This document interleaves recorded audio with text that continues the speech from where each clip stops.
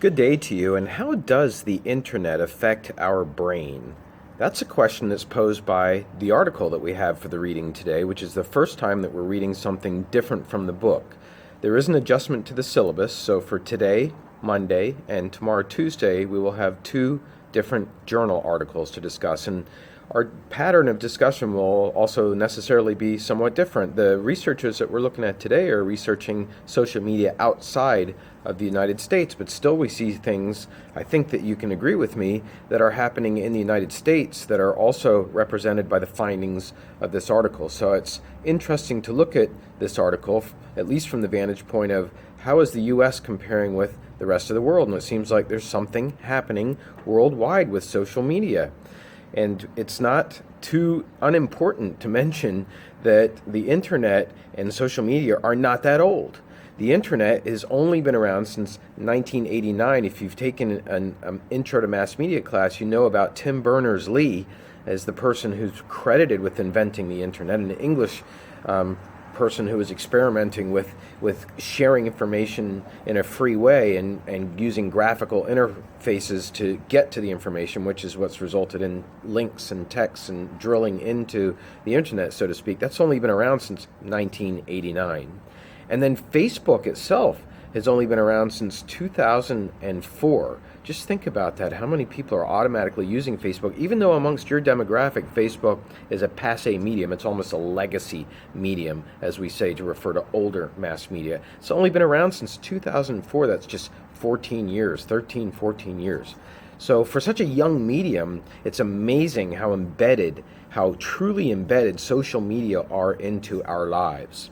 But not everybody, right? Because as this article points out, and some of the background information that we're talking about right now, is only 39% of the world, essentially, is using the internet, at least a few years ago. That was about 4 years ago. It might have increased since then, but 39% of the world's population is using the internet. How amazing is that?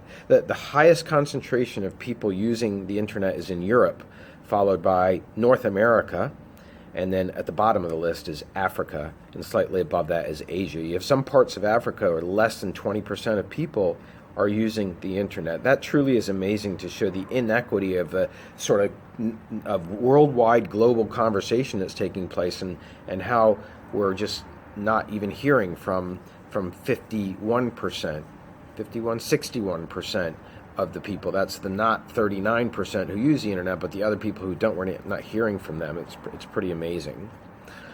We know that in the past, this article gets a little bit disjointed here. It jumps into a few different things, but they're still important points, so I want to mention them. One of those things that I want to mention is, in the past, political parties and companies and famous people like celebrities, they had a lot of control over their own image. They could control access to the press. They could control what information was released through what channels, and through certain means of backdoor persuasion and special deals and influences that sometimes were criminal, bribery, etc. They could influence how they were portrayed in the media. Through all the media, through newspapers, TV, radio, the legacy media, politicians and organizations in the olden days before social media had a lot more control. Today,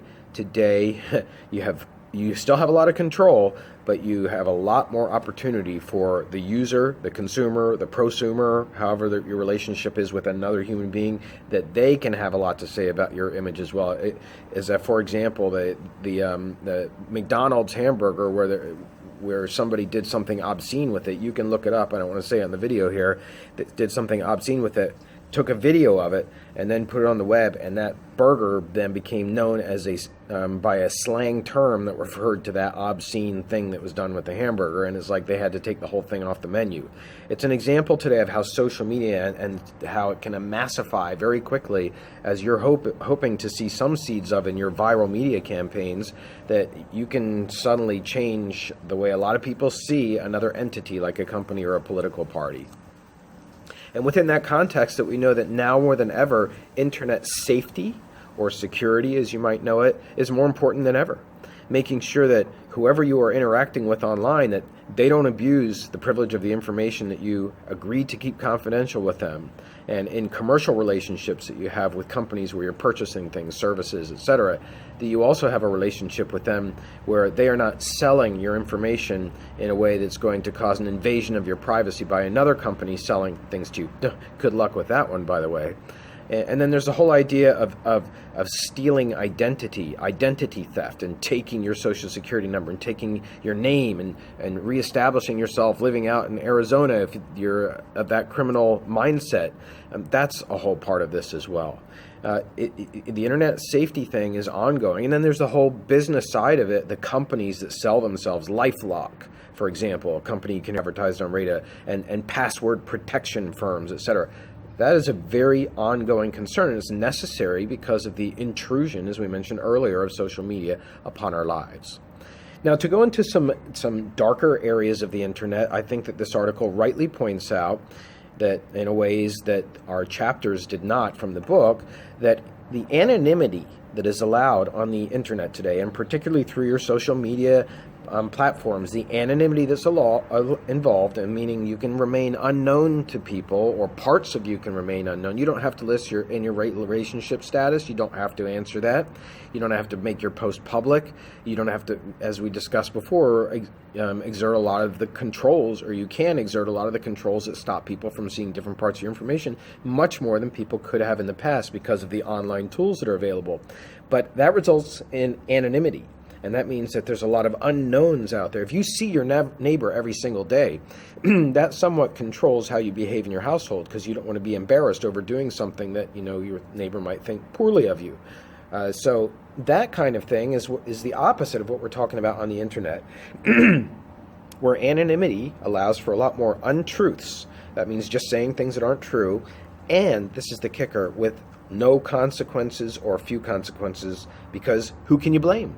When anonymity exists, you can't find a specific person to take responsibility for something that got started. Cyberbullying, slut-shaming, whatever, there's few consequences. The article here uses a term that I had never seen before. I think it's a legit term, though, and it talks about cyber mobbing. That is, people ganging up on others. That's the way I read into it. And I see this a lot on Facebook.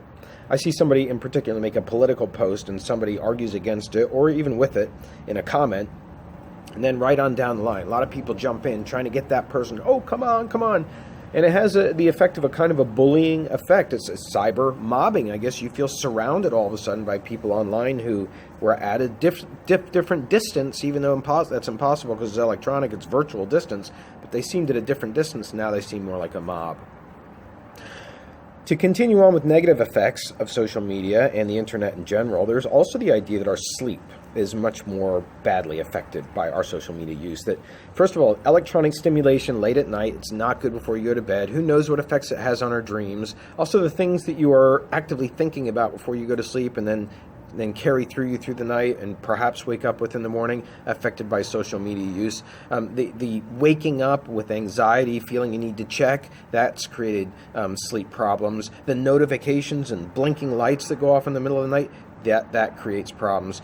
The phone, you worrying about your phone, the alarm not going off the next morning, but you have to be up for whatever, an airplane flight, a final exam, and you don't know how your charger is, that causes bad sleep during the night. So there's a lot of research that I think still needs to be done on this effect, because a sound sleep is important for mental health. And in fact, the area that this article goes into next actually speaks about how people who are online compared to people who are offline, the people who are online report feeling not normal or not as normal as the people who are offline. And that's an interesting finding, I think, because it does bring to the forefront that what social media do is it encourages social comparison all the time. Looking at somebody else and deciding how well are you doing by virtue of how they're doing. So if they're always posting something, hey, you had a great time this, hey, great day last night, oh, we had so much fun, which is what a lot of people do, right? Everything is great, everybody's smiling, everybody is having just the best time, and things are going so well, and they've achieved their goals, and goes on and on and on. There's a lot of that out there on all social media platforms, and it invites comparison.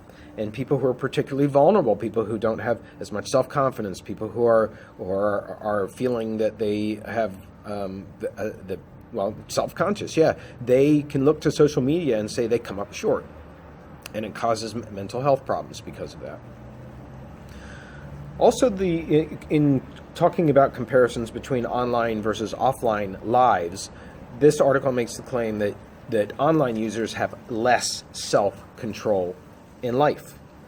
Now, it seems like a contradiction for everything we've been talking about. There's a lot more control, but the control it's speaking about has to do with emotions, I think, because there's less practice at those emotions when you're online. Nothing can be substituted for seeing a person in the flesh and seeing their tears, or seeing the radiance of their smile, or feeling the force of their laughter. None of that comes across on social media. So that's the way I interpreted that. So loose interpretation, you can interpret it the way that you want. But users of social media also are, according to this article, predisposed to shorter attention spans. People who are on Facebook, who are on Twitter, who are on Instagram, who are on, what was the last one, is Snapchat. In other words, all of you will be having a shorter of attention span in your classes, for example, than people who use less social media than you. So how long is your typical class going that you would like it to end at? Is it 20 minutes? Is that how you would like your class? Are you happy with 30, 40, 50, an hour and 15? That's sort of the two standard classes. We also have the 2 hour and 45-minute class. Think about that. Your own attention span, is it affected? So is your body conditioned to expecting a notification coming from somewhere? So sitting in a chair, taking notes, and not having a notification come through, is it interrupting your social media rhythm? That's something that only you can answer.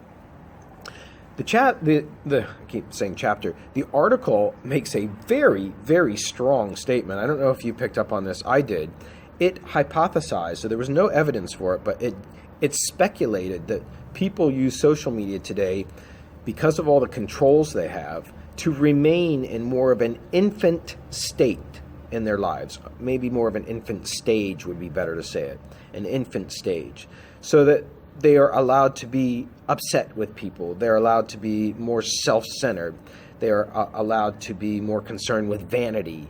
They are more allowed to do other things that are what really young infantile, not necessarily baby, but infant people do. When we say you're behaving like an infant, we're saying grow up, that you're not mature, and people are using control so that they can remain in that state, because it's more pleasant, it's more self-centered, it's something that we all have to be forced out of. It's called leaving the womb and moving out of the house, but at the same time, it's a very, very self-satisfying state because you're getting every need attended to. So we prolong it on social media. That's the essence of that argument. Like all good research articles, this article then moves in the back end of it to now talking about what still needs to be studied in the future. And I think these things are legit, so let's ask them about yourselves. Number one, your individual social media use. Tally it up. How many hours?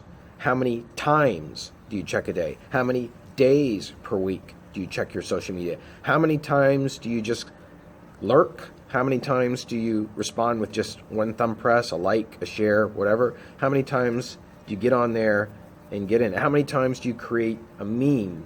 How many times do you post photos? Okay, I'm getting into a lot of details here, but I really want you to think about how much of a chunk of your life and how frequently, because those are two different things, overall time versus how frequently you're using social media. And this is something that we still need to study. We'll need to study as those patterns change, as they inevitably will. Secondly, the journal article says that we need to look at users' ability to reflect their own true selves online. That is, we assume that because people have control, that they can go online and we can, if they wanted to, we could get a fair representation of who they really are in person. But that assumes that people know how to do that they know how to represent themselves. I think that's kind of a mind-blowing question. Are people able to reflect themselves online? And then just generally to a third area is personality traits. How are personality traits affected by being online all the time? Are you more stubborn? for example, because it's so easy to cut the other person off, whereas if you're standing in front of them, maybe it's not so easy when you disagree. Or maybe it is. Maybe it's the reverse. I don't know. But personality traits is another area. And then just finally, the social environment for the person is an area in need of greater study. The social environment, the circles that you travel in when you're meeting other people. That's what being social is all about. Having a few laughs, or finding out information, or sharing a similar observation. Whatever you talk about when you're with people, that's socializing. What is that environment like with social media today? How much of it is blending with the talking and face-to-face, sending text and showing somebody a photo, doing a quick check on your Facebook? How much of this is all going together? What is the social environment like for today? And then the article goes, I think, into the most interesting areas of questions. And I found these questions to be absolutely ascending, just going up there. And I hope you find them as well. There are two of them. One is basically our social media use going to lead to making search engines obsolete? Think about that. The idea of Google, no more. Because we go into our network, our public network that involves personal culture that we've posted on our public network, and we use that as a way to mine not just the information we want, but the opinions, right? The opinions from the people that we trust. Is Google eventually going to go down, and instead we're going to do a Twitter search, we're going to do a Facebook search, we're going to do an Instagram search? It's already happening, right? To what extent do search engines go away? And then they really have us, right? They really have us for the marketers, because now they really know all of our behaviors, and they really know because we have volunteered all that information, all of our likes and our dislikes, and what we're doing now, and what we would rather be doing, and what turns us on, and what our career interests are. We're giving it to them. Imagine all of that on your social media network. And finally, something very relevant to me, a professor who has published. I have 2 books, and I have several journal articles, and I've edited a couple journals. Are researchers, professors who are researchers, are they, in their role as gatekeepers, going to cease to function in that role? Because in the past, we have researchers who do the studies like we read today, and then it's my job to break that down. And so I'm a gatekeeper. I'm a gatekeeper for the class. I'm opening the gates. Which knowledge from that journal article am I highlighting? Which one am I explaining? Which one do I think needs some clarification, et cetera, et cetera? Well, my role, and my colleagues like it, become diminished because of the same reason, because of our social media networks are selected and very personalized public networks through our social media platforms. Is that going to give us a way to the future where that's the sum total of where we get all our information from? I guess that's where we're coming to. So to end, the article says really the only thing that we can be doing right now during this wild ride, it doesn't say that, but I think it's implying that we're going through a wild ride here as we see this technology dispersed in such a short period of time.